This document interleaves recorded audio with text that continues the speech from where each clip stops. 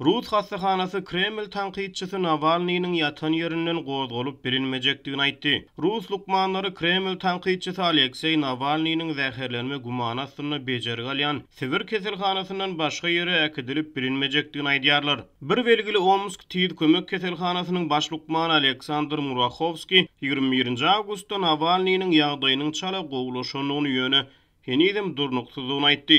44 ýaşly korrupsiýa garşy görüşüjüni äketmek synanşygy onuň janyna howp salar diýip Murachovski aýtdy.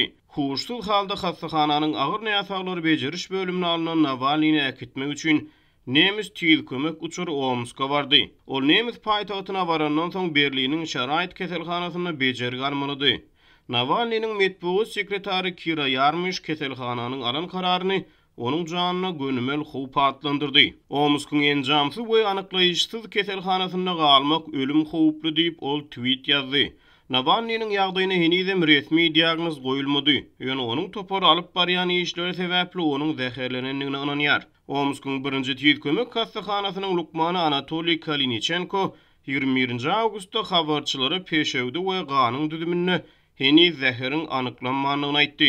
Navalny 20 awgustda Sibiriň Tomsk şäherinden Moskwa uçup barýarka ýarawsyzlany we uçary Omskda we Sibirde plansyz gonmaga mejbur edip gyssagly keselhana ýerleşdirildi. 21 awgustda Navalny'nin metbuat sekretary onuň eginleşi Ivan Jdanov'un ýangy keselhanada bir polisiýa işgär Alekseýiň bedenine hem onuň özüne hem de onuň töweregindäki adamlara ziýanly zäheriň tapylanyny aýtdy diýen sözlerini sitirledi. Bir gün ozal Omsk keselhanasynyň lukmany Anatoliy Kalinichenko onuň ýagdaýyna zäheriň sebäp bolanlygy anyk däl diýdi we bu mümkin bolan sebäpleriň biridir diýip sözüne goşdy.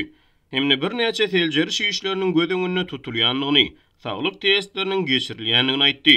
Aktamyň milli howpsuzlyk boýunça geňeşçisi Robert O'Brien 20 awgustda guman edilýän zäherlenmäniň adatdan daşar aladalandyrýandygyny we munyň ABŞ Russiýa gatnaşyklaryna täsir edip biljekdigini aýtdy. Ol ören batyrga ýadym, ol Russiýanyň içinde prezident Vladimir Putin'e garşy durup bilen ören batyrga siýasatçy. Biziň pikirlerimiz we dileglerimiz ol we maşgalasy bilen diýip O'Brien Fox News telekanalyna beren interwýusynda aýtdy.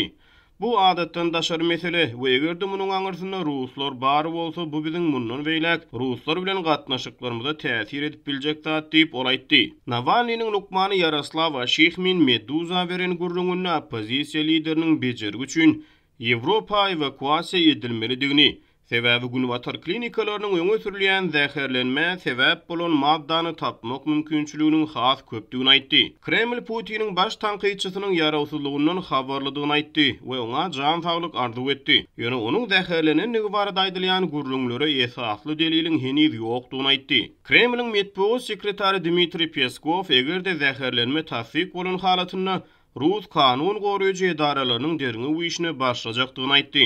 Navalny'nin çay satyn alan kafesi uçoru kabul ediş we howpsuzlyk barlygy nokudy ýerleşýän bölümden aňyrda ýerleşýär. Kanun goruýjy edaradan bir çeşme TASS habar agentligine beren gurrungyny dukan işgärleri bilen geçirilen gurrundaşlyklaryň olaryň bolan zatlardan habarsyzlygyny görkezýändigini aýtdy.